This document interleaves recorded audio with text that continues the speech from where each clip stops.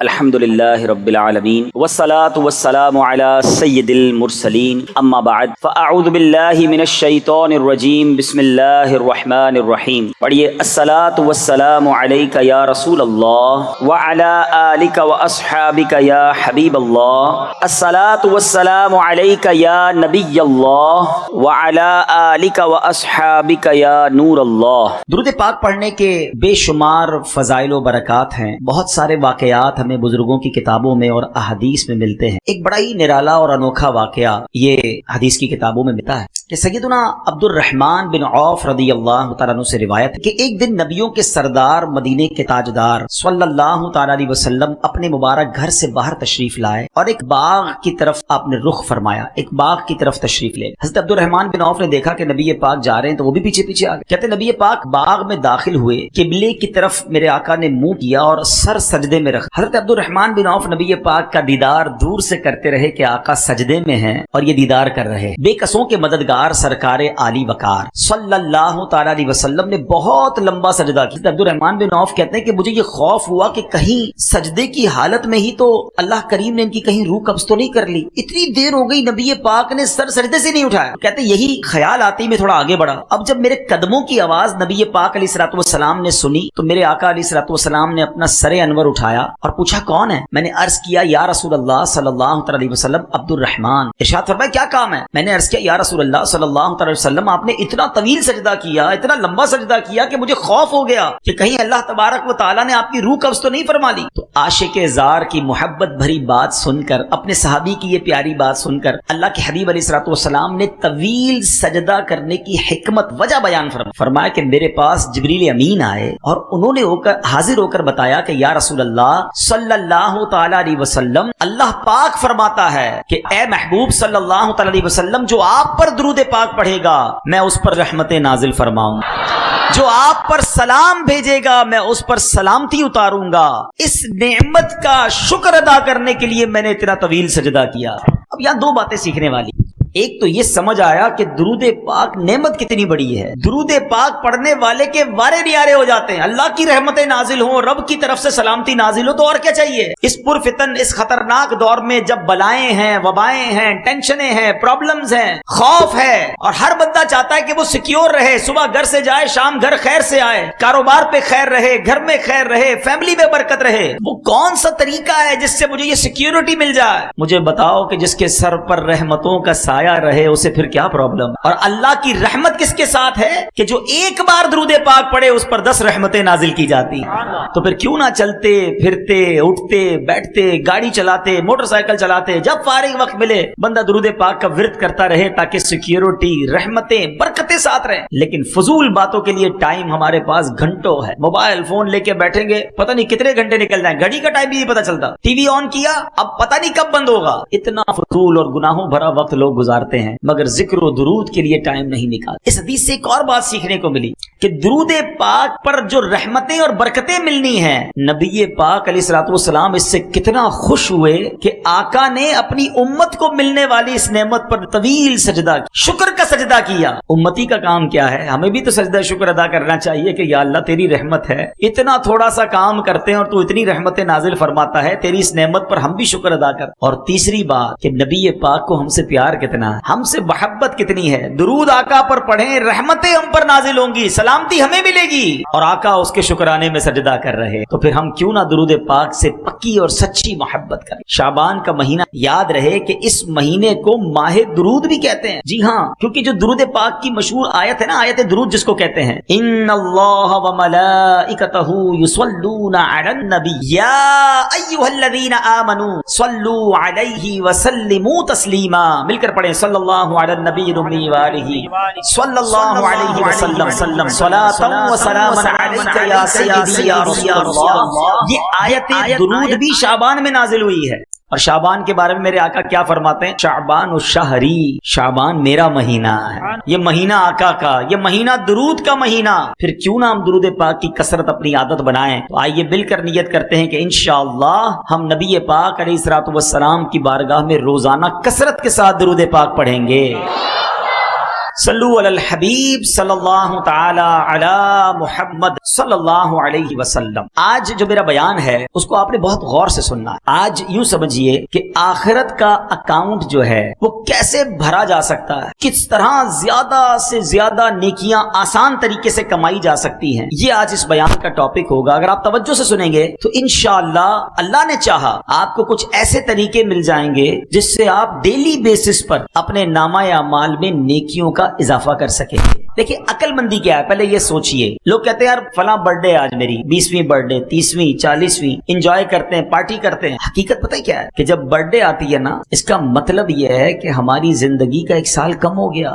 ہر گزرنے والا دن ہم اپنی موت کے قریب ہو رہے ہیں نا. عقل مندی کیا ہے کہ جب ہم اپنی موت کے قریب ہوتے جا رہے ہیں, امتحان کا دن قریب آ رہا ہے, تو ہماری تو نیکیاں بڑھنی چاہیے نا. اللہ کی بارگاہ میں پیش ہونا ہے تو ہم ہر گزرنے والے دن کے ساتھ ہمارے نیکیوں میں اضافہ ہونا چاہیے. مگر بدقسمتی یہ ہے کہ دن گزر رہے ہیں, قریب ہو رہا ہوں موت کے, آخرت کے, مگر لگتا ایسا ہے کہ ہر روز اکاؤنٹ مائنس میں جا رہا ہے. گناہ بڑھ رہے, نیکیوں میں کمی ہے. تو اگر یہی حال رہا تو پھر تو گناہ کا انبار لگ جائے گا, نیکیاں تو ہوں گی نہیں ہاتھ میں, بنے گا کیا میرا. تو آج کے بیان میں ہم نے یہ سمجھنا ہے کہ ہمارے اسلاف بزرگان دین شب و روز کیسے گزارتے تھے, اور ان کے ذہن میں کیسا یہ بات ذہن میں بیٹھی ہوئی تھی کہ آخرت کی تیاری کو فوکس کرنا ہے. حضرت رابعہ بصریہ رضی اللہ تعالیٰ, بہت بڑا نام ہے, یہ ایسی خاتون ہے جو ولیہ ہیں, 2 صدی ہجری کی مشہور ولیہ. آپ رحمت اللہ تعالیٰ علیہ, اللہ پاک اور اس کے پیارے حبیب علیہ الصلوۃ والسلام سے بڑی محبت کرنے والی اور خوف خدا میں رونے والی, عبادت گزار, شب بیدار خاتون. آپ نے 50 سال ایسے گزارے کہ نہ بستر پر لیٹ کر آرام کیا, نہ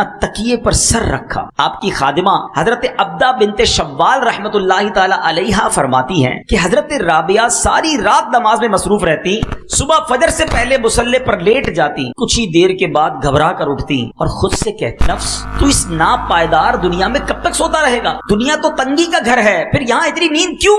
آج کچھ دیر جاگ لے, نیکیاں کما لے, قبر میں میٹھی نیند سو جان, وہاں قیامت تو کوئی نہیں جگائے. عمل یہاں کر لے, آرام وہاں کرنا, پھر اٹھ کر عبادت میں مصروف ہو جاتی.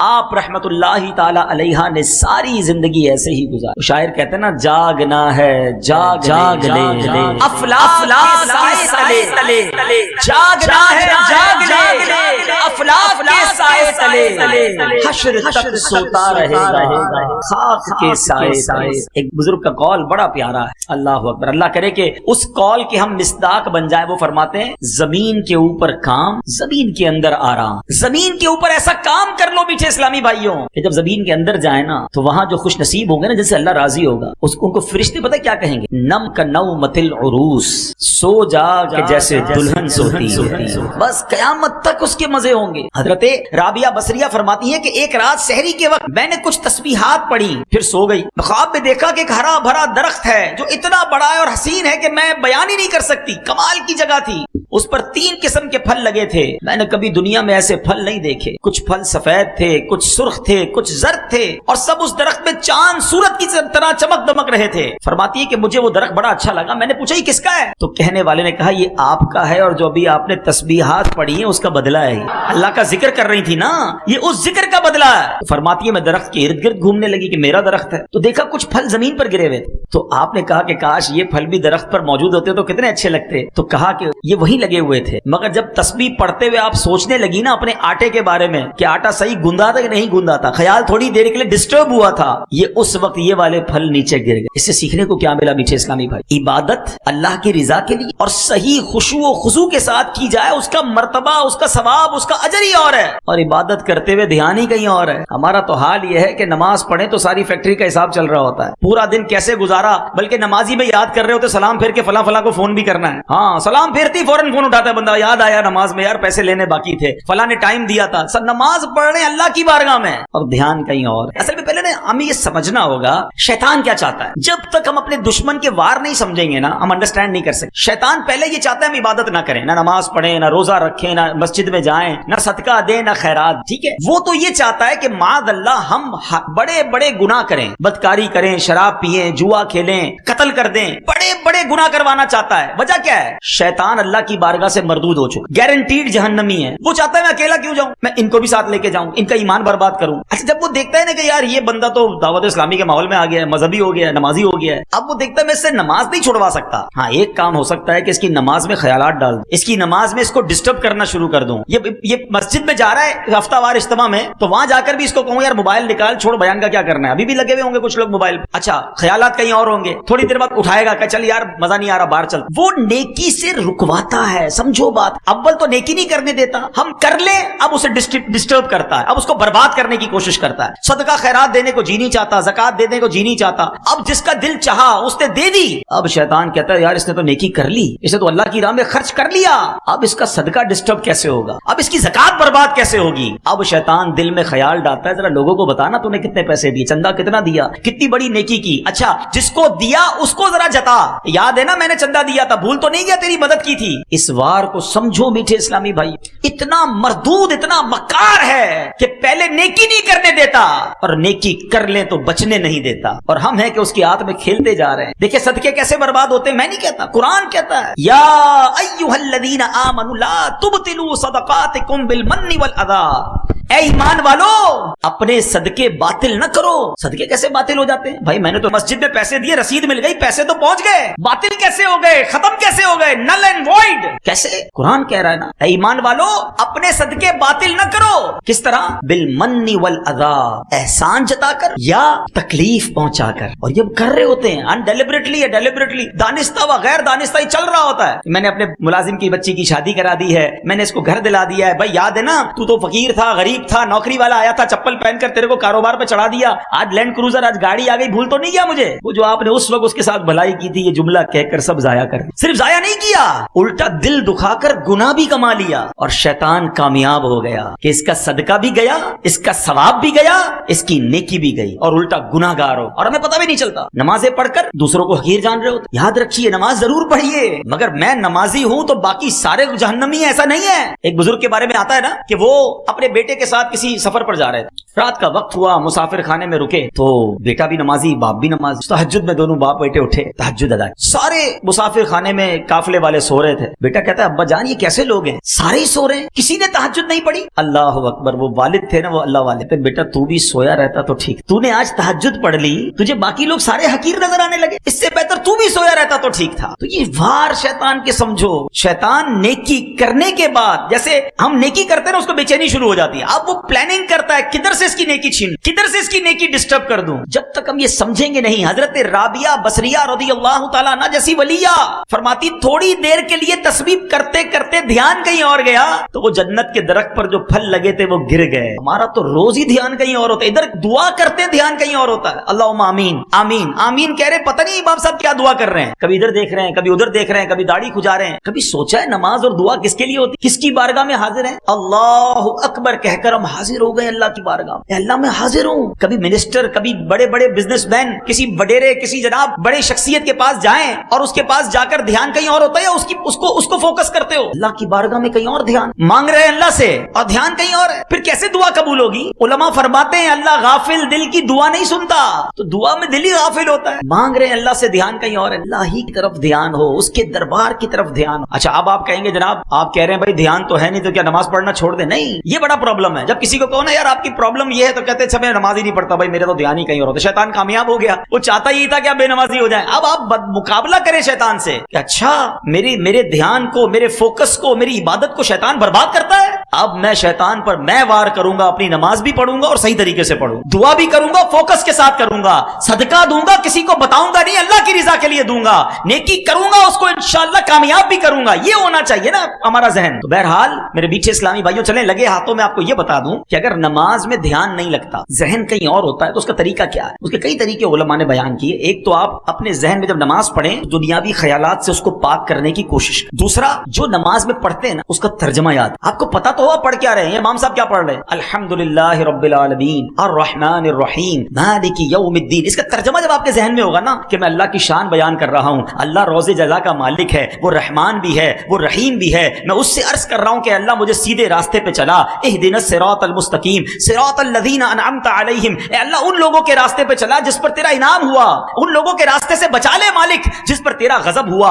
اب جب آپ سورہ فاتحہ کے ساتھ ہیں, سورہ اخلاص کے ساتھ ہیں, سبحان ربی العظیم کہہ رہے ہیں, تو دل کہہ رہا ہے کہ اللہ تو عظیم ہے, میں تیری بارگاہ میں سر جھکایا ہوا ہوں. تو اب آپ کا جب نماز میں دل لگ رہا ہوگا, اب آپ کو پتا ہوگا آپ کیا پڑھ رہے ہیں, تو انشاءاللہ دل لگ جائے. تو تھوڑی سی پریکٹس کر کے جو آپ نماز میں پڑھتے ہیں, یا عموماً امام صاحبان بھی 30ویں پارے کی نارملی تلاوت کرتے ہیں, 30th پارے کی, آپ کم از کم 30واں پارہ, رمضان آ رہا ہے, ترجمہ اور تفسیر کے ساتھ 2-3 بار پڑھ لینا, پھر انشاءاللہ امام صاحب کے ساتھ رہیں گے آپ. ابھی تو یہ حال ہے ہمارا, ہاتھ نہیں اٹھواؤں گا. کئیوں نے یہاں عشاء کی نماز باجماعت پڑھی ہوگی, اگر میں یہ پوچھ لوں بتاؤ امام صاحب نے پہلی رکعت میں کون سی سورت پڑھی, دوسری میں کون سی پڑھی؟ ابھی تو بہت دیر ہو گئی, کبھی سلام پھیرنے کے بعد اپنے آپ سے پوچھ لینا, وہ بھی نہیں پتا. ایسا کاروبار میں دھیان ہے, گھر میں دھیان ہے, اور اسکول میں سب چیزوں میں پکا دھیان ہے. ایک ایک بندے کا بیلنس پتا ہے, کس سے کتنے مانگتا ہوں. شاید دینے والوں کا نہیں پتا ہوگا, لینے والوں کا سب کا پتا ہے. وہ غلطی کرتا ہم پکڑ لیتے, نہیں بھائی اتنے تھے, تم نے اس تاریخ کا وعدہ کیا تھا, اگلا 1 مہینے بعد پیسہ دینے کی وعدہ کرے, اس سے 3 دن پہلے سے دماغ میں ریمائنڈر آنا شروع ہو جاتا ہے, 15 تاریخ آنے والی ہے, 12 ہو گئی ہے, 15 کو پیسے دینے اس نے اپنے, اتنا یاد ہے آپ کو. قرآن, نماز, ذکر و اذکار میں کیوں اتنی غفلت؟ میں چوٹ کر رہا ہوں, پلیز, مبارک مہینہ آ رہا ہے, ہمیں ٹھیک ہونا ہے. بہرحال اللہ کرے کہ ہمیں اپنی پیدائش کا مقصد سمجھ آئے. یہ زندگی پتہ ہے کیا ہے؟ ایک بزرگ نے کمال کی بات فرمائی, یقین کریں واقعی کمال کی بات. سورہ عصر آپ سب نے سنی ہوگی نا, بسم اللہ الرحمن الرحیم والعصر ان الانسان لفی خسر. اس دوسری آیت کا مطلب پتہ کیا ہے؟ مطلب یہ ہے کہ بے شک آدمی ضرور نقصان میں. ایک بزرگ فرماتے ہیں کہ تفسیر کبیر میں کہ میں نے ایک برف والے شخص سے, برف بیچنے والے شخص سے سورہ عصر کی دوسری آیت کا مطلب سمجھا. یہ ہے, میں یا تھوڑا سا بریک لے کے سمجھانا چاہتا ہوں. جس کا مائنڈ سیٹ آخرت کی فکر کرنے کا ہوتا ہے نا, وہ دنیا کے تجربات سے آخرت کا کوئی درس لیتا ہے. جس کا ذہن ہی نہیں ہے تو وہ غفلت میں ہی رہتا ہے. مثال کے طور پر ایک بزرگ کے بارے میں آتا ہے کہ وہ بڑا زبردست کپڑا بناتے ہیں, کپڑا سیا, تیار کیا, کپڑے کے بیپاری تھے. وہ ایک کپڑا سیل کرنے مارکیٹ میں گئے, اپنا بنا کے کپڑا. تو جو کپڑا خریدنے والا تھا نا, اس نے جب کپڑا دیکھا, اس نے کہا آپ کی تو سلائی میں پرابلم ہے. وہ ماہر تھا, ماسٹر تھا, ایکسپرٹ تھا, سلائی میں صحیح نہیں ہے, کلر اسکیم بھی صحیح نہیں ہے, مثال دے رہا ہے, اس کی سائز بھی ٹھیک نہیں ہے. وہ بتاتا گیا, اس بزرگ نے رونا شروع کر دی, زاروں کتار رونے لگ گئے. کہا بھائی آپ رو کیوں رہے ہیں, آپ کا کپڑا میں خرید لیتا ہوں, ناراض تو نہ ہوں, میں تو جو چیزیں وہ بتا رہا ہوں. کہتے میں اس لیے نہیں رو رہا کہ تم نے میرے کپڑے کے عیب نکالے ہیں, میں اس لیے رو رہا ہوں کہ میں نے یہ کپڑا اپنے طور پہ پرفیکٹ بنایا تھا, مگر جب یہ کپڑا کسی ماہر کے ہاتھ میں آیا تو اس نے میرے عیب نکالنا شروع کر دیے. تو میں نے تو اپنے طور پہ نمازیں ٹھیک پڑھی ہیں, روزے صحیح رکھے ہیں, صدقے خیرات بھی کیے ہیں, اللہ کی بارگاہ میں قیامت کے دن گیا, اور اگر رب نے کہا کہ تیرے سجدے قبول نہیں ہیں, ان میں اخلاص نہیں تھا, تیرے صدقے بیکار ہیں, تو اس میں نیت کچھ اور تھی, میں اپنے طور پہ ٹھیک کر رہا ہوں اعمال, اگر اللہ کی بارگاہ میں گیا اور وہاں یہ سب ریجیکٹ ہونا شروع ہوا تو میرا کیا بن؟ یہ تھا دماغ, یہ ذہن تھا آخرت کی تیاری کا کہ کپڑا ریجیکٹ ہوا تو قیامت یاد آ گئی. ادھر گھر میں میت ہوتی ہے تو موت یاد نہیں آتی ہے, ادھر باپ کا انتقال ہوتا ہے اور گھر والے ٹی وی دیکھ رہے ہوتے ہیں, تیسرے دن نمازیں قضا ہو رہی ہوتی ہیں, ادھر ہمارے سامنے آخرت کی یاد دلانے والی بات ہوتی ہے, پھر بھی آخرت نہیں سوچتے ہیں. اور بزرگان دین سنو کیا کہتے ہیں, بزرگ کہتے ہیں میں نے برف والے سے سورہ عصر کی دوسری آیت کا مطلب سمجھا. ایسا کیا کہا تھا برف والے نے؟ سنو برف والا کیا کہتا, وہ کیا کہتا ہے, کہتے ہیں میں نے برف والے کے بارے میں سنا, وہ آواز لگا رہا تھا, برف ریڑھی پہ بیچ رہا تھا اور آواز لگا رہا تھا, ارحموا من یذوب رأس مالہ. وہ کیا کہتا تھا, لوگوں اس شخص پر رحم کرو جس کا سرمایہ پگھل رہا. برف والا یہی کہتا ہے خرید لو ورنہ پگھل جائے گا. کہتے ہیں میں سمجھ گیا, ان الانسان لفی خسر, اس کا مطلب یہی ہے کہ زندگی برف کی طرح پگھل رہی, جو اس میں نیکی نہ کمائے گا وہ نقصان میں رہے. برف والا صبح برف لے کے نکلتا ہے نا, اس کو پتا ہے شام تک یا تو بیچوں گا یا پگھل جانی ہے. میٹھے اسلامی بھائیوں, میری اور آپ کی زندگی بھی یہی ہے, we don't know کب چلے جائیں. اگر آپ اس کو امیجنیشن کے ذریعے سمجھنا چاہیں نا, تجربے کے طور پہ کہہ رہا ہوں کہ پیدا ہوئے نا تو ہمارے ہاتھ میں ایک ایک برف کا بلاک دے دیا گیا کسی کے پاس 50 سال کا ہے, کسی کے پاس 40 سال کا ہے, کسی کے پاس 25 سال کا ہے. برف روز پگھل رہی ہے. ہو سکتا ہے ہم میں سے کسی کی برف کل ختم ہونے والی, آج ختم ہونے والی, اور ہم ہیں کہ احساس ہی پگھل رہی ہے, روز پگھل رہی ہے, اور ہم نیکیاں کہاں کما رہے ہیں. حالانکہ میرے بیچ اسلامی بھائیوں, اللہ کریم نے ہمیں کیوں پیدا کیا؟ شاعر کیا کہتا ہے, پہلے سنو پھر قرآن کی آیت سنا. ہو رہی ہے عمر مثل برف کم, ہو رہی ہے عمر مثل برف کم, رفتہ رفتہ چپکے چپکے دم بدم بدم, ہر دن برف کی طرف کم. مجھے اور آپ کو رب نے کیوں بنایا ہے؟ ہم جان پیسے کمانے کے لیے, بڑا نام بنانے کے لیے, کاروبار چمکانے کے لیے, اور جناب ڈگریاں حاصل کرنے کے لیے, اس لیے بنایا. آئیے قرآن سے پوچھتے ہیں, اے رب کے کلام تو ہماری رہنمائی فرما, ہمیں کریٹ کیوں کیا گیا, انسان کو بنایا کیوں گیا؟ اللہ کریم قرآن میں فرماتا ہے وما خلقت الجن والانس الا لیعبدون, بے شک اور میں نے جن اور آدمی اتنے ہی اس لیے بنائے کہ میری بندگی کریں. اللہ فرماتا ہے جن اور آدمی کس لیے بنائے؟ کہ میری عبادت کریں. معلوم ہوا انسانیت اور عبادت لازم اور ملزوم, یعنی آپس میں جڑے ہوئے ہیں. جو عبادت نہیں کرتا انسانیت سے لا تعلق ہے. بنایا ہی عبادت کے لیے گیا ہے. ہماری کریشن کا مقصد عبادت ہے. اب آتے ہیں سولوشن کی طرف. میں نے آپ کو شروع میں ایک بات کہی تھی کہ آج کے بیان میں کچھ ایسے فارمولے دینے ہیں کہ جو بڑے آسان ہیں, اور اس پر عمل کر کے انشاءاللہ ہم بھی عبادت گزاروں میں شامل ہو جائیں. میں آج دو باتوں کو پہلے ڈیفائن کر چکا کہ مجھے اور آپ کو بنایا کیوں گیا ہے, اللہ کی عبادت کے لیے. اب میں عبادت گزار کیسے بن سکتا ہوں؟ اتنا بیزی آدمی, دنیا میں غرق ہو چکے, بہت سارے مسائل زندگی کے ساتھ ہیں. اب غور سے میرے کچھ فارمولے سنتے جائیے اور اس کو امپلیمنٹ اپنی لائف میں کرنے کی نیت کرتے جائیے. پہلا نسخہ کیا ہے کہ جس سے ہم اللہ کے قریب ہو سکتے ہیں اور عبادت میں ہمارا دل لگ سکتا ہے؟ وہ یہ ہے کہ ہمیں وقت کی قدر کرنی ہے, اور زیادہ سے زیادہ اگر ہم نیکیوں کو کرنا چاہتے ہیں نا, تو پہلا نسخہ یہ ہے کہ گناہ چھوڑ. ہم نماز پڑھتے بھی ہیں اور ساتھ حرام کام بھی کر رہے ہیں, تو گناہ چھوڑنا, اپنے اسٹیپ کو اللہ کی طرف بڑھانا ہے نا, قدم بڑھانا ہے, عبادت کی طرف اپنا دل لگانا ہے, تو پہلے گناہ چھوڑ دیں, کیونکہ گناہوں کی یہ آگ ہمیں تباہ و برباد کر دے. حضرت امیر المومنین عمر فاروق اعظم رضی اللہ تعالیٰ فرماتے گناہ اگرچہ ایک ہو مگر اپنے ساتھ 10 برائیاں لاتا ہے. ابھی میں نے آپ کو عبادت کے فضائل بتایا نا, اب گناہ کی برائیاں سنو. لوگ کہتے ہیں تھوڑا سا ہی گناہ کرتا ہوں, ایک دو ہی بری عادتیں. سنو ایک گناہ کیا کیا لاتا ہے. نمبر 1, گناہ کرنے والا اللہ پاک کو غضب دلاتا. نمبر 2, شیطان ملعون کو خوش کرتا ہے. نمبر 3, جنت سے دور, اور نمبر 4, جہنم کے قریب ہو جاتا ہے. نمبر 5, اپنی سب سے پیاری چیز یعنی اپنی جان کو تکلیف میں ڈالتا ہے. نمبر 6, اپنے باطن کو ناپاک کرتا ہے. نمبر 7, اعمال لکھنے والے فرشتوں کرامن کاتبین کو تکلیف دیتا ہے, ان کو گناہ لکھنا پڑتا ہے, گندی بات, بری بات لکھنی پڑتی. نمبر 8, پیارے آقا علیہ الصلوۃ والسلام کو روضہ انور میں تکلیف مچاتا ہے, رنجیدہ کرتا. نمبر 9, زمین و آسمان اور تمام مخلوق کو اپنی نافرمانی پر گواہ بناتا ہے. اور نمبر 10, تمام انسانوں سے خیانت اور رب العالمین کی نافرمانی. تو آج پہلے نیت تو یہ کر لیں کہ انشاءاللہ گناہ نہیں کریں. ہاں, گناہ چھوڑنا آسان نہیں ہے, مگر میرے لیے مشکل ہے نا, میرے رب کے لیے تو مشکل نہیں ہے. وہ تو قوی ہے, وہ طاقت والا ہے, وہ کن فرمائے تو فیکون ہو جاتا ہے. پہلے نیت کر لیں اور پھر اللہ سے مدد مانگیں کہ یا اللہ میں نے نیت کر لی ہے, بس تو میری گناہوں کی عادت. تو انشاءاللہ جب دل گناہوں سے پاک ہوگا نا, تو پھر نیکیوں کا نور آنا شروع ہو جائے. کچھ لوگ ملتے ہیں, ایک جگہ ہم گئے تھے تو یہ بحث ہو رہی تھی. ایک بھائی ساتھ تھے, کہتے ہیں یار اتنی نیند آتی ہے جیسے ہی بیان شروع ہوتا ہے, دل نہیں لگتا, اس کی کیا وجہ ہے؟ تو دیکھیں میں آپ کو آج ایک طریقہ بتا دیں. ہم کبھی بخار ہوتا ہے, آپ کو بھی ہوتا ہوگا, تو بخار میں ہمیں اپنا پسندیدہ کھانا بھی اچھا نہیں لگتا. جو بڑا پسند سے کھاتے ہیں نا وہ بھی کڑوا لگتا ہے. کھانا تو کھانا, گھر والے بھی اچھے نہیں لگتے. ہم کیا کرتے ہیں, کھانا چھوڑ دیتے ہیں یا گھر والوں کو بھگا دیتے ہیں. ہم کو پتا ہے یار بیمار ہیں, تھوڑے دنوں کے لیے منہ کڑوا رہے گا, دوائی کھاتے رہیں گے. آہستہ آہستہ آہستہ جیسے ہی بیماری دور ہوگی نا, دوائی کھانے کا مزہ آنا شروع ہو جائے گا, موڈ اچھا ہو جائے گا. ایسا ہی ہوتا ہے. تو جب کسی کو نماز میں دل نہ لگے, تلاوت میں دل نہ لگے, اجتماع میں دل نہ لگے, کسی درود پاک پڑھے تو بوریت ہونے لگے, تو وہ سمجھ لے کہ اندر بیماری ہے, گناہوں نے دل کالا کیا ہوا. اب کیا کرنا ہے؟ اب یہ نیکی کرتے رہنا, یہ دوائی کھاتے رہنا, انشاءاللہ گناہ چھوڑ دینا اور نیکی کرتے رہنا. ایک دن آئے گا جس دن یہ بیماری صاف ہوگی نا, ہر سجدہ برکت دینا شروع کر دے گا, دعا میں آنسو بہنا شروع ہو جائیں گے, درود کی لذت ملنا شروع ہو جائے گی, تلاوت میں رکت ملنا شروع ہوگی. ابھی کیوں نہیں مل رہی؟ اس لیے نہیں مل رہی کہ دل میں گڑبڑ ہے. مجھے دوائی بھی جاری رکھنی ہے, پرہیز بھی جاری رکھنا ہے. میرے رب کی جس دن رحمت ہو گئی انشاءاللہ میرا دل نمازوں میں لگ جائے گا, پھر مجھے بہت مزہ آئے گا. اور جس دن یقین کرو جس کو عبادت میں لطف آنے لگ گیا نا, اس کے وارے نیارے ہو گئے, کیونکہ اب وہ عبادت ایسے کر رہا ہوگا جیسے لوگ اپنے دوستوں کے ساتھ انجوائے کر رہے ہوتے ہیں. وہ سجدوں کو انجوائے کرے گا, وہ دعاؤں کو انجوائے کرے گا, وہ تلاوت کے مزے اٹھائے گا. ایک بزرگ کہتے ہیں مجھے پہلے سمجھ نہیں آتا تھا کہ لوگ ساری رات, اللہ والے حضرت رابعہ بصریہ کے بارے میں ہم نے سنا, ساری رات کیسے عبادت کرتے تھے, نوافل پڑھتے رہتے تھے, ان کو بوریت اور تھکن کیوں نہیں ہوتی تھی. کہتے اب سمجھ آ گیا, اب جب میں لوگوں کے ہاتھ میں موبائل دیکھتا ہوں اور بچوں کو, نوجوانوں کو دیکھتا ہوں, ساری رات موبائل پر بیٹھے ہوتے ہیں, کوئی تھکن نہیں لگتی, ان کا دل موبائل میں لگا ہوا ہے, رات کا پتہ نہیں چلتا. ان کا دل عبادت میں لگا تھا, انہیں بھی رات کا پتہ نہیں چلا.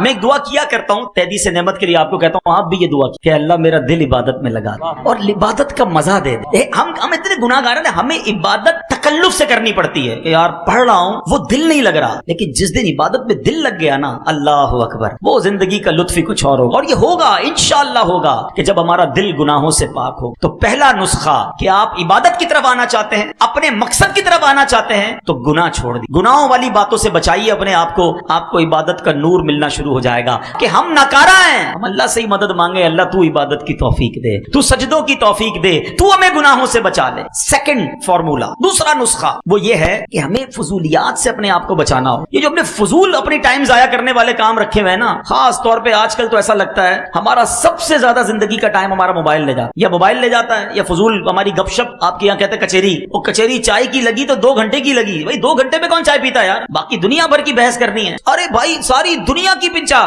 آج کل ڈالر کا ریٹ کیا ہے, $1 نہیں ہے جیب میں, پھر بھی ڈالر کا ریٹ پوچھنا ہے, تیل کتنے کا ہو گیا ہے آج کل, جناب کون سی ملک کی کرنسی کدھر پہنچ گئی, تم نے کاروبار کرنا ہے اس گلی کا پتہ پوچھنا کیوں جدھر جانا نہیں ہے, اسی میں گھنٹوں لگ گئے. امریکہ میں کیا ہو رہا ہے, یورپ میں کیا ہو رہا ہے, کرونا میں کتنے مر گئے, بھائی آپ کو کیا کس بات کی پنچات ہے, اتنی دیر میں کچھ اللہ کا ذکر کر لو, کچھ درود پاک پڑھ لو, کوئی آخرت کی تیاری کر لو. تو فضول کاموں سے اپنے آپ کو جب بچائیں گے نا, تو آپ کو کچھ ٹائم ایکسٹرا ملے گا, اور وہ جو ایکسٹرا ٹائم ہوگا وہ آپ عبادت میں کر سکیں. اللہ کرے ذہن بن جائے نا. مثال دیتا ہوں, آپ کہیں گئے, کسی نے کہا یار ذرا 7-8 منٹ بیٹھیے گا, میں آ رہا ہوں. ہم کہتے ہیں ٹھیک ہے کوئی بات. اب 8 منٹ کا وہ کہہ کر کے ہم کیا کریں گے, 8 منٹ میں موبائل نکالیں گے. اب وہ 18 منٹ بعد بھی آیا نا, میں ٹینشن نہیں, ہمارا موبائل چل رہا ہے, پتہ نہیں کیا کیا دیکھ رہے ہیں. حالانکہ نیکیوں کا ذہن ہوتا نا, اور وقت بچانے کا ذہن ہوتا, تو اسی موبائل میں قرآن ڈاؤن لوڈ کیا ہوتا, 8 سے 10 منٹ میں سورہ یاسین جو پڑھ لے اسے 10 قرآن پاک کا ثواب ملتا ہے.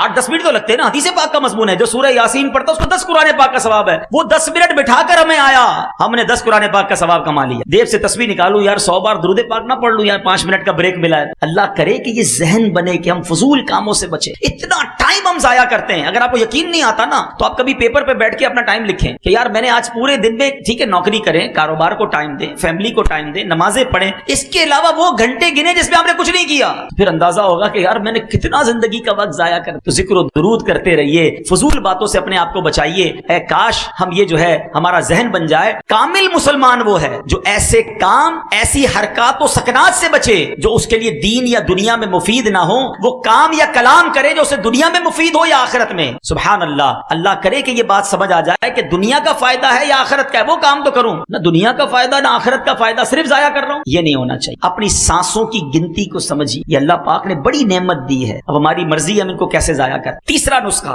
پہلا کیا تھا, گناہ چھوڑ دے. دوسرا, فضول کاموں سے اپنے آپ کو بچا. اب تیسرا نسخہ کیا ہے کہ ہم اپنے جو مباح کام ہے نا, چلنا پھرنا, اٹھنا بیٹھنا, چائے پینا, کھانا کھانا, ان مباح یعنی جائز کاموں کو نیکیوں میں کیسے کنورٹ کر سکتے. سبحان اللہ. وہ کیسے کور ہوگا, وہ ہے اچھی نیت. یہ ایسی نرالی سوغات ہے کہ بندہ اچھی نیت کی وجہ سے بغیر عمل کے بھی ثواب کا مستحق ہو جاتا ہے. اللہ کے حبیب علیہ الصلوۃ والسلام فرماتے ہیں جس نے نیکی کا ارادہ کیا, اس پر عمل نہ بھی کر پایا تو اس کے لیے ایک نیکی لکھ دی جاتی ہے. نیت اچھی تھی نا, اچھی نیتیں کر لیا کریں. اچھا, ایک عمل میں کئی نیتیں کی جا سکتی ہیں. اگر تھوڑا سا رک کر نیکی کرنے کا, اچھی نیت کرنے کا ذہن بن جائے نا, اللہ پاک امیر اہل سنت کو سلامت رکھے, اتنا نیت کے بارے میں سمجھاتے ہیں. مثال کے طور پہ آپ اجتماع میں آئے, ابھی کی بات کریں, آپ میں سے کوئی آیا بھائی بیان سنوں گا, اس کو ایک ثواب ملے گا. کسی نے نیت کی یار میں ذکر بھی کروں, 2 نیتیں ہو گئی. میں تو دعا بھی کروں گا, 3 نیتیں ہو گئی. اب میں اجتماع کے بعد مسلمانوں سے ملاقات بھی کروں گا, 4 نیتیں ہو گئی. سلام میں پہل کروں گا, 5 نیتیں ہو گئی. اجتماع میں اگر گیا اور وہاں کسی مسلمان نے راستہ پوچھا تو راستہ بھی بتا دوں گا, 6 نیتیں ہو گئی. 2 مسلمانوں میں جھگڑا ہوا, اگر ہونے لگا تو سلو کروا دوں گا, 7 ہو گئی. کسی نے کوئی مسئلہ پوچھا آتا ہوا بتا دوں گا, 8 نیتیں ہو گئی. ہو سکتا ہے اجتماع میں جنازہ آ جائے, اگر جنازہ آیا تو جنازہ بھی پڑھ لوں گا, 9 نیتیں ہو گئی. اگر آپ کا نیت کا ذہن ہے, آپ گھر سے چلے اجتماع کے لیے ہیں, مگر ہر قدم پر ہر لمحے 10-10 12-12 کام کی نیتیں کی, 10-12 کاموں کا ثواب ملنا شروع ہو گیا. اور یہ میں نہیں کہہ رہا, سیدی اعلیٰ حضرت امام اہل سنت لکھتے ہیں جس کا مفہوم یہ ہے کہ بندہ جو گھر سے نماز کے لیے چلتا ہے, وہ جب گھر برکت سے نماز کے لیے چلتا ہے نا تو ہر قدم پر ایک نیکی ملتی ہے, ہر دوسرے قدم پر ایک گناہ معاف ہوتا ہے. اعلیٰ حضرت نے نماز پڑھنے کے لیے جانے کے لیے 40 نیتیں لکھی ہیں. جو ان 40 نیتوں پر عمل کر لے, نیت کر لے, اب گھر سے چلے گا ہر قدم پر 40 نیکیاں ملیں گی. تو ہم اچھی نیتیں کرنے کی عادت ڈالیں تو یہ بڑا آسان سا کام ہے, لیکن ہمارے نامہ اعمال میں ملٹیپلیکیشن ہونا شروع ہو جائے گا. اگلا نسخہ یہ ہے کہ ہم کہتے ہیں ایک تیر سے 2 شکار, اس کی عادت ڈال لیں. ہاتھ کام کرتے ہیں نا, نوکری کر رہے ہیں, کاروبار کر رہے ہیں یا کچھ بھی کر رہے ہیں, زبان تو فارغ ہے نا, چلتے پھرتے اٹھتے بیٹھتے اللہ اللہ اللہ اللہ اللہ کرتے رہے. سبحان اللہ سبحان اللہ سبحان اللہ, الحمدللہ الحمدللہ اللہ اکبر اللہ اکبر اللہ اکبر, لا الہ الا اللہ لا الہ الا اللہ ولا حول ولا قوت الا باللہ. یہ وہ وظائف ہیں احادیث میں جس کی ترغیب دی گئی ہے. سبحان اللہ وبحمدہ سبحان اللہ العظیم, یہ وہ عظیم وظیفہ ہے جو نبی پاک فرماتے ہیں 2 کلمے ہیں جو زبان پر ہلکے ہیں, میزان پر بھاری ہیں اور اللہ کو بڑے پسند ہیں. وہ کون سے ہیں؟ سبحان اللہ وبحمدہ سبحان اللہ العظیم. تو اگر میرا یہ ذہن بن جائے کہ میری نیکیوں کا میٹر جاری رہے تو زبان کو اچھے کام میں لگائے رکھو, اللہ رسول کا ذکر کرتے رہا کرو, انشاءاللہ نیکیوں کا میٹر جاری ہوگا. پورا دن کاروبار کر کے نوکری کر کے یہ حساب تو کرتے ہو آج کتنے کمائے, کبھی یہ بھی حساب کر لو کہ آج جنت میں کتنے درخت لگائے, آج کتنی کروڑوں نیکیاں آپ ایک دن میں کما سکتے ہیں. اگر آپ کا یہ ذہن بن جائے کہ میں نے اپنی زبان کا پرفیکٹ یوز کرنا ہے. ایک بزرگ کے بارے میں آتا ہے 40 سال تک آپ نے روٹی نہیں کھائی, ستو پیتے تھے. کسی نے کہا حضرت آپ روٹی کیوں نہیں کھاتے؟ کہ روٹی کو چبانے اور ستو کو پینے میں نے فرق دیکھا کہ میں 90 تسبیحات زیادہ کر سکتا ہوں, تو میں نے سوچا روٹی چبانے میں ٹائم کیوں ضائع کروں, ستو پی کر بھی پیٹ بھر جاتا ہے, 90 تسبیح اور پڑھ لیتا. مگر ادھر پورا دن گزر جاتا ہے, درود کی ایک تسبیح نہیں ہوتی, کلمہ پاک کی ایک تسبیح نہیں پڑھتے ہیں. حدیث میں آیا افضل الذکر لا الہ الا اللہ, بہترین افضل ذکر ہے. کتنی بار پڑھا نا. یہ سانسوں کی خدا را اہمیت محسوس کریں, قیامت کے دن ایسا نہ ہو کہ پچھتاوا ہو کہ کاش فضول وقت نہ گزارتا اللہ رسول کا ذکر کر. ایک اور بڑا پیارا نسخہ علماء نے بتایا کہ بندہ دعا کرنے کا عادی ہو جائے. نبی پاک کا انداز پتہ ہے نا, پیارے آقا کھانا کھانے سے پہلے کی دعا, کھانے کے بعد کی دعا, دودھ پینے کی دعا, پانی پینے کی دعا, پانی کے بعد کی دعا, استنجا خانے میں جانے کی دعا, فارغ ہو کر باہر آنے کی دعا, گھر میں جانے کی دعا, باہر آنے کی دعا, مسجد میں جانے کی دعا, باہر نکلنے کی دعا. یہ کیا ہے؟ یہ نبی پاک قدم قدم پر دعائیں کرتے تھے, اور آج ہمیں پورا پورا دن گزر جاتا ہے ہم دعا نہیں پڑھتے. حالانکہ اگر یہی عادت اپنا لینا کہ ساری دعائیں یاد کر لیں کہ کھانے سے پہلے کیا پڑھنا ہے, تو کھانے سے پہلے ثواب, کھانے کے بعد ثواب, پانی سے پہلے ثواب, پانی کے بعد ثواب. اچھا دعا اور سنت, اگر یہ 2 چیزیں مجھے پتہ چل جائیں, بھائی پانی تو پینا ہی ہے نا, لیکن دن میں کتنی بار پانی پیتا ہوں؟ اگر سنت کے مطابق پیوں, ہر بار پانی پینے کا ثواب ہے. چپل تو پہننا ہی ہے, سنت کے مطابق پہنوں, چپل پہننے کا ثواب. لباس تو پہننا ہی ہے, سنت کے مطابق پہنوں, لباس پہننے کا ثواب. اگر یہ ذہن بن جائے یار میں پورے دن میں کیسے عبادت بڑھا سکتا ہوں اور بغیر کسی بڑی ایفرٹ کے, کیا محنت کرنی ہے, سیدھے پیر سے چپل پہنے یا الٹے پیر سے پہنے اتنا ہی ٹائم لگنا ہے. مگر ہر سنت پر اگر سنت کی نیت سے عمل کر لوں اور اس سے پہلے دعا بھی پڑھ لوں, الدعاء مخ العبادہ, حدیث پاک میں ہے دعا عبادت کا مغز ہے. اچھا ڈبل فائدہ ہوگا, دعا کا ثواب الگ ملے گا, کام میں برکت اور آ جائے گی. جس کام کو شروع کرنے سے پہلے بسم اللہ پڑھی, دعا کر لی, کام بھی اچھا ہو جائے گا, کھانے میں بھی برکت رہے گی, پیٹ بھی خراب نہیں ہوگا, اور جناب عبادت بھی جاری رہے گی. اصل چیز مائنڈ ہے. جس طرح دنیا کمانے کے لیے دماغ چلتا ہے, اگر نیکیاں کمانے کے لیے دماغ چل جائے نا تو پھر تو نیکیاں ہی نیکیاں ہیں. کمال ہے, آسان نیکیاں ہیں. ایک بڑی پیاری کتاب بھی ہے مکتبۃ المدینہ کی, آسان نیکیاں. اس کو پڑھے تو حیران ہو جاتا ہے بندہ کہ یار اتنے چھوٹے عمل سے اتنا بڑا ثواب. میں اگر ایسی کوئی کتاب بتا دوں آسان پیسے کمانے کا نسخہ, شاید وہ کتاب ہی ختم ہو جائے گی مکتبے پہ. او ہو بتاؤ بھائی, ایک دن میں لاکھ روپے کیسے کماتے ہیں, محنت بھی نہ کرنی پڑے. میں آپ کو بتاتا ہوں ایک دن میں کروڑوں نیکیاں کما سکتے ہیں بھائی. صرف اپنا ذہن بنائیں اور اپنا یہ ذہن بنا لیں کہ مجھے عبادت کے لیے بھیجا, تو دعائیں یاد کر لیں. ماشاءاللہ مدنی قافلوں میں دعائیں یاد کرائی جاتی ہیں, دعوت اسلامی کے حلقوں میں دعائیں یاد کرائی جاتی ہیں, اور یہ دعائیں انشاءاللہ زندگی میں ساتھ رہی, بیڑا پار ہو جائے گا نا. سنت پر عمل کرنے کی ذہن بنا لیں, اور سنت پر عمل کر کے نیکیاں تو ملی. اور پتہ کیا ملے گا, سنو اللہ کے حبیب علیہ الصلوۃ والسلام کیا فرماتے ہیں, نبی پاک علیہ الصلوۃ والسلام فرماتے ہیں کہ جس نے میری سنت سے محبت کی اس نے مجھ سے محبت, اور جس نے مجھ سے محبت کی وہ میرے ساتھ جنت میں جائے. اب بتاؤ نا, اللہ کے حبیب کے ساتھ جنت پہ چلے گئے تو بیڑا پار ہو گیا. تو بہرحال میرے پیچھے اسلامی بھائیوں, آج میں جو مختصر وقت میں جو بیان میں بات سمجھانا چاہتا تھا, اللہ کرے کہ یہ ذہن بن جائے کہ ہم نے اپنی زندگی کو ضائع نہیں. اب تو مبارک مہینہ رمضان کا آ رہا ہے, اس مہینے میں بھی عبادت بڑھا دیں, اگلے مہینے میں بھی اپنے ذہن کو یہ بنائیں کہ مجھے عبادت کے لیے بھیجا گیا. اور آپ عبادت کرو گے نا, اللہ کو راضی کرو گے. لوگ کہتے ہیں یار ہم دین کی طرف زیادہ آ جائیں گے تو دنیا کا کیا ہوگا. میرے پیچھے اسلامی بھائی مجھے ایک بات بتائیں, آپ اللہ کی عبادت نہیں کر رہے, یا کوئی شخص ایسا ہے جو اللہ اللہ کی نافرمانی کر رہا ہے، اللہ اسے روزی دے رہا ہے، اس کا روزگار چل رہا ہے، وہ اللہ کی فرما برداری کی طرف آ جائے گا تو کیا اللہ تعالیٰ روزگار روک لے؟ خود سوچے نا، وہ رحمان الدنیا والآخرہ ہے، وہ خالق دنیا بھی ہے، آخرت کا بھی مالک ہے۔ ارے جب ہم اسے راضی کر لیں گے، اس نے دنیا بھی اچھی کر دینی ہے، اس نے آخرت بھی اچھی کر دینی۔ تو بس اپنی زندگی کا یہ مقصد بنائیں، اور الحمدللہ آج کے اس پرفتن دور میں دعوت اسلامی کا مدنی ماحول ہے جو ہمیں پکڑ پکڑ کر ہماری آخرت یاد دلاتا، ہمیں ہماری زندگی کا مقصد بتاتا ہے کہ کس لیے پیدا کیے گئے ہیں۔ تو آئیے اس مدنی ماحول میں آ کر آپ خوب نیکیاں کما سکتے۔ آپ کو ماشاءاللہ اگر زیادہ نیکیاں کمانی ہے نا تو آپ دعوت اسلامی میں اجتماع میں دیکھیں کتنی چیزیں سیکھنے کو ملتی ہیں۔ پھر ذکر کی، اب اتنے سارے لوگ ذکر کریں گے، ہر ذکر پر ثواب ملے گا، دعا کریں گے، آمین کہتے جائیں گے، برکتیں بھی ملتی جائیں گی، دعا کا ثواب بھی ملنا شروع ہو جائے گا۔ پھر صلاۃ و سلام ہوگا تو صلاۃ و سلام کا ثواب ملے گا۔ اس کے بعد یہ سیکھنے سکھانے کے حلقے، اس میں الگ ثواب ملے گا۔ خوش نصیب یہاں آرام کریں گے، ساری رات اعتکاف کا ثواب ملے گا۔ تہجد پڑھیں گے، تہجد کا ثواب ملے گا۔ پھر فجر کی جماعت ہوگی، پھر فجر، یعنی آپ سوچیں کہ ایک رات میں کتنا بڑا پیکج ہمیں ہر جمعرات اجتماع میں مل جاتا ہے۔ پھر کتنے خوش نصیب ہیں جو مدنی قافلوں میں سفر کرتے ہیں، 3 دن میں کتنی ساری نیکیاں کما کے آئیں گے، ایک ماہ میں کتنی نیکیاں کما کر آئیں گے۔ تو اللہ کرے کہ نیکیاں کمانے کا، نیکیوں حاصل کرنے کا ذہن ہمارا بن جائے، پھر انشاءاللہ یہاں بھی خیر ہے، وہاں بھی خیر ہے۔ ایک بات آخر میں کہہ دیتا ہوں، اگر دنیا میں غریب ہونا تو کم از کم آخرت میں تو غریب نہ رہو، وہاں تو امیر ہو جاؤ، وہاں تو باغات لگا لو، وہاں تو جنت میں محل لگا لو۔ اس سے بڑا بدنصیب کون ہوگا جو ادھر بھی بیچارہ تکلیف میں رہ رہا ہے اور ادھر کے لیے بھی کچھ نہیں بھیجا۔ اور اگر دنیا میں امیر ہو، مالدار ہو، سکھ میں رہ رہے ہو، پھر تو وہاں سکھ کی زیادہ ضرورت ہے نا۔ ادھر نرم بستر ہو اور ادھر مار پڑنی ہو، ادھر نرم اور بڑے شاندار بیڈ روم ہو اور قبر میں کیڑے ہوں، تو کیا فائدہ ان بیڈ رومز اور ان گھروں کا؟ مزہ یہ ہے کہ تمہیں اللہ نے ادھر بھی گھر اچھے دیے، اب ادھر بھی گھر اچھے تیار۔ یہ ذہن جس دن بن گیا نا کہ میں نے ادھر بھی چین سے رہنا ہے، ادھر بھی محل تیار کرنا ہے، ادھر بھی اپنے باغات بنا لینے ہیں، ادھر بھی خوب صدقہ خیرات کر کے اپنا بینک بیلنس جمع کر لینا ہے، تو پھر خیر ہے، پھر زندگی بہت اچھی ہے۔ آخری ایک واقعہ سناتا ہوں اور پھر ہم انشاءاللہ بیان کو کنکلوڈ کرتے ہیں۔ یہ میسج سمجھ لیں آج۔ ایک ملک میں ایک بادشاہ نے بڑا عجیب کمپٹیشن کروایا۔ اب بادشاہ ہوتا ہے، اس کی مرضی، اس نے کہا ذرا چیک کرو میرے ملک میں سب سے بڑا بے وقوف کون، ہو از دا بگیسٹ فول ان اور کنٹری۔ بادشاہ کا فرمان تھا، وزیروں نے مقابلے کرانا شروع کر دیے، عجیب و غریب مقابلے ہوئے۔ بہرحال مقابلے میں ایک بندہ جو ہے نا وہ سلیکٹ ہو گیا کہ یہ پورے ملک میں سب سے بڑا بے وقوف ہے۔ ٹھیک، بادشاہ کے سامنے لائے کہ بادشاہ سلامت، ہم نے چیک کر لیا ہے، اس بندے سے بڑا بے وقوف کوئی نہیں۔ اچھا چیک کر لیا، کہاں چیک کر لیا؟ بادشاہ نے اپنے گلے سے سونے چاندی کی مالا اتاری، اس بے وقوف کے گلے میں پہنا، بے وقوف خوشی خوشی گھر چلا گیا، جیت گیا، ونر۔ تھوڑے دن بعد اس بے وقوف کو پتا چلا کہ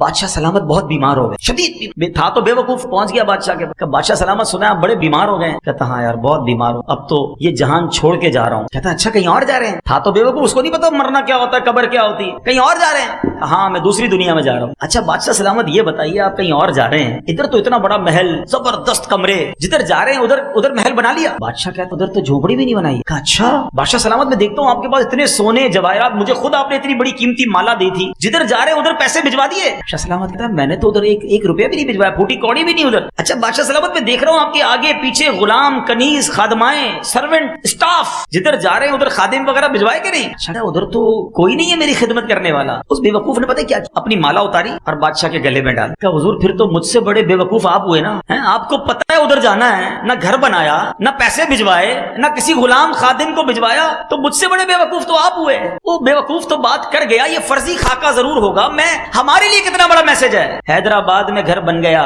جنت میں بنا کے نہیں؟ ادھر پیسے بہت، ادھر ہیں کہ نہیں؟ ادھر فون کرو تو چائے آ جاتی ہے، خادم موجود، گھر میں ماسی موجود، گھر میں بیوی تو ہے کام کرنے والی بیچاری، ادھر کون ہے؟ سوچو، ادھر رہ کر ادھر کی تیاری کرنی ہے۔ ایکسٹرا ٹائم نہیں ملے گا کہ جناب مرنے کا ٹائم آ گیا اب ذرا آخرت کی تیاری کر لیں، نہیں، آگاہ اپنی موت سے کوئی بشر نہیں، سامان 100 برس پل کی خبر۔ پلیز سمجھو بات، ادھر تیاری کر لو کہ ادھر بھی چین سے تیار رہو کہ آج بھی جا سکتا ہوں، اور اگر آج بھی قبر میں جاؤں تو ایسی زندگی گزارو کہ قبر میں جنت کا باغ ملے، نرم بستر ملے، جنت کا پیغام ملے۔ اللہ کرے ایسی زندگی گزارنے میں ہم کامیاب